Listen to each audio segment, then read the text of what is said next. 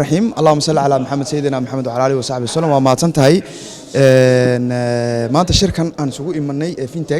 fintech waxa weeyaan waa teknolojiyada cusub ee teknolojiga leeyahay afka qaran ee teknolojiyada information et de la communication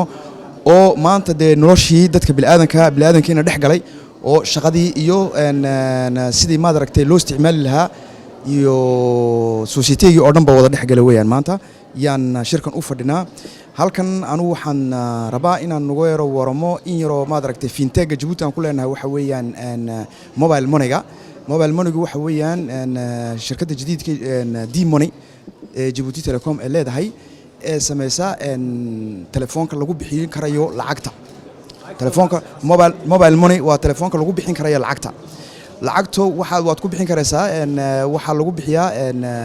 magazaan hada tagtay dhar baa ku iibsan karaysaa maqaaxida waa lagu bixin karayaa faktuurada waa lagu bixin karayaa waxaana imika aan ugu talagalnay waliba sirtuu in dadkani koonadka banka ku lahayn inay u noqoto koont bankeer oo kale ee saaleerkoodii iyo mishaharadoodii iyo qiimadooda ugu soo dhacaan sida iyagoo de magaalada jooga dabadeeda si isku soo deplaceynay soo dhaqaaqinay u iman isay u bixiyaan koraanka halka uu ka bixin karayaan telefoonku iyo lacagtu ugu jirto ay ka bixin karayaan ee ogaadaan inuu retreatka ugu soo dhacay inuu saaleerka ugu soo dhacay waxa weeyaan maanta waxay dib yareynaysaa noloshii shicibka noloshii dadkeena ay xoog u dib yareynaysaa maanta teknolojiyadaasi alxamdulillah de fikradana waxa iska leh madaxweynaha Ismaaciil Cumar Geele ayaa fikradda 2 sanadood ka hor fikradda keenay oo dadajiyay oo maanta hirgeliyay waka maasha Allah alxamdulillah wana horgashay alxamdulillah rabbil alamin shirkan waxa weeyaan waxa isugu yimiday haddaan